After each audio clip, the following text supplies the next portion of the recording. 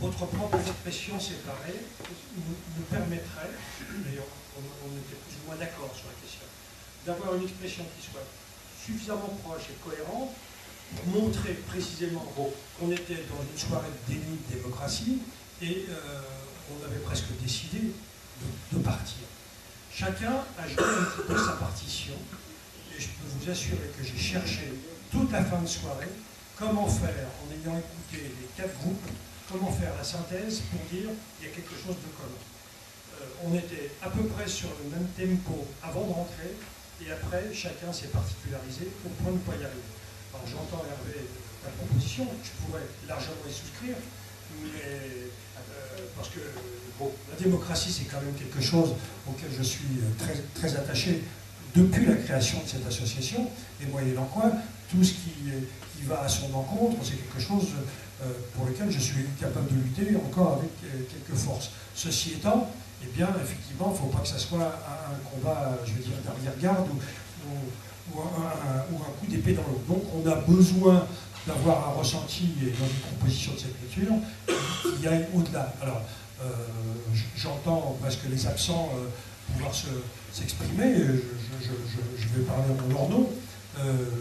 Nous étions, par rapport au groupe UEP que nous avons rencontré, je dirais, dans le même feeling, quelque part, pour aborder cette réunion de restitution. On était d'accord à rejeter le plan 2B, d'accord pour dire que les études n'étaient pas bonnes et que le cahier des charges n'était pas bon.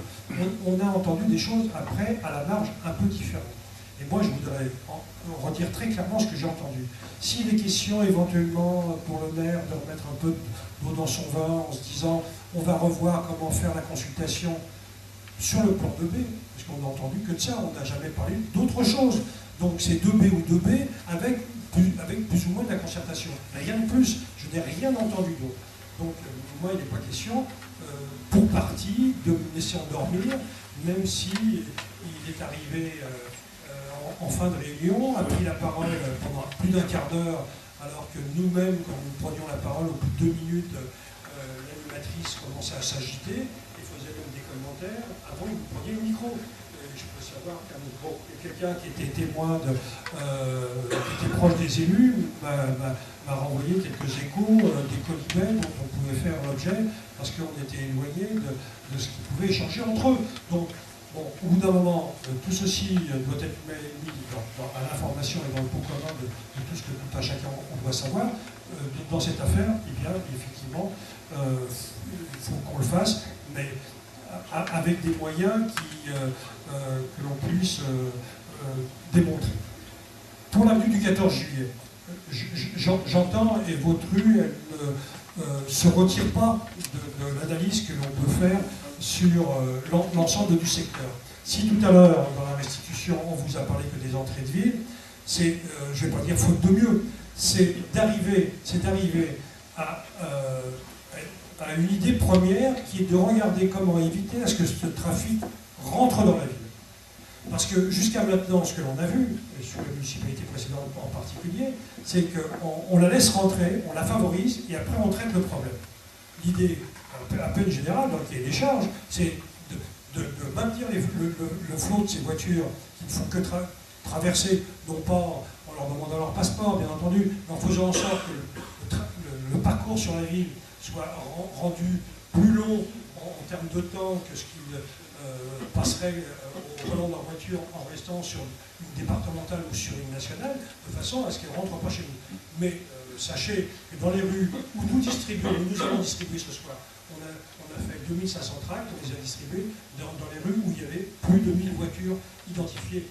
Les rues en interne, la rue du 14 juillet en particulier, vous avez eu, si on a fait notre boulot, c'est Philippe Bricot qui a distribué la rue du 14 juillet, on a mis donc forcément, et puisque vous êtes là ce soir, un tract dans votre boîte. Ceci pour dire que on soit en périphérie de la zone, c'était uniquement pour identifier le trafic de transit, mais on se doute bien qu'après il passe quelque part.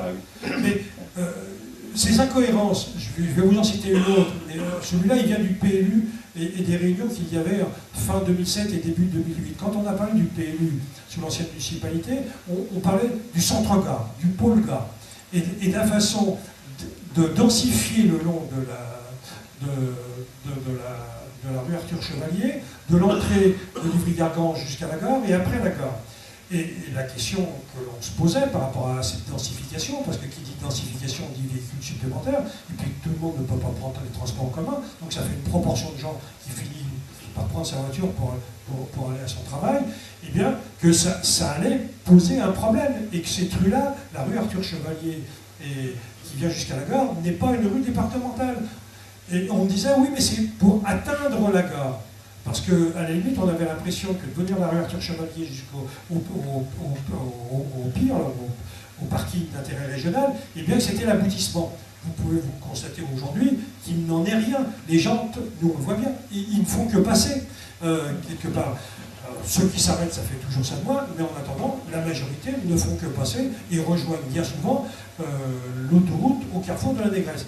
Donc, bon, votre rue est une rue qui retient notre attention comme toutes celles dans lesquelles il a été organisé le trafic, parce que votre pendant, pour la citer, vous avez d'un côté la rue Arthur Chevalier et le baron remontant, c'est l'avenue du 14 juillet. Et tout ça, ça se rejoint devant l'ancienne usine Mélotte, l'ancienne acédique, et c'est là que les choses se rejoignent. Mais pour autant, eh bien, on a dédoublé, et on le voit souvent d'ailleurs sur les plans. Vous avez un baron qui va jusqu'à la gare et qui reprend l'avenue du Bon, et puis vous en avez un autre qui vient de la route de Bondy par l'avenue du 14 juillet qui rejoint la rue Arthur Chevalier. Bon, voilà. Bon, je suis un vieil amnésien, on ne pourra pas me prendre trop à défaut sur cette affaire, mais il suffit de distribuer des tracts, et c'est pas toujours ma rue, mais quand je fais l'avenue du 14 juillet, je les constate comme vous vivez. Donc, on ne peut être qu'auprès de vous, mais la solution, elle n'est pas devant chez vous, elle est aux entrées de la zone, et ça, il faut bien qu'on s'en rende compte, où on canalise, c'est ce qu'on a entendu, où on canalise, où on dissuade.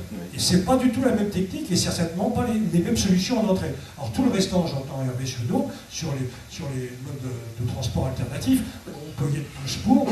On constate malheureusement, là aussi, Philippe Gréco faisait allusion tout à l'heure aux Parisiens, de ces études qui font qu'aussi la démographie fait que si les gens utilisent un peu plus leur transport en commun, le nombre de personnes que nous sommes en Île-de-France est quand même aussi nettement supérieur, et qu'il y a à peine plus de personnes en première couronne dans les transports en commun, et qu'il y a quelque part presque plus de voitures.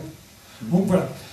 Et je vais même dire, même l'impact, sur lequel je n'ai pas d'idée préconçue de prime abord, sur la Nationale 3. La Nationale 3, qui est une nationale par définition, qui est sur le plan départemental, une route qui doit supporter le plus lourd trafic. Par définition, je dirais par défaut c'est départemental, et après à peine les voies communales.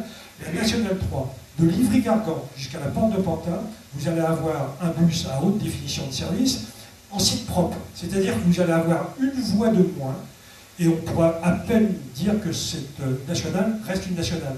Souvent, d'ailleurs, le maire de Livry-Gargan a baptisé tout ce qu'il a fait dans sa ville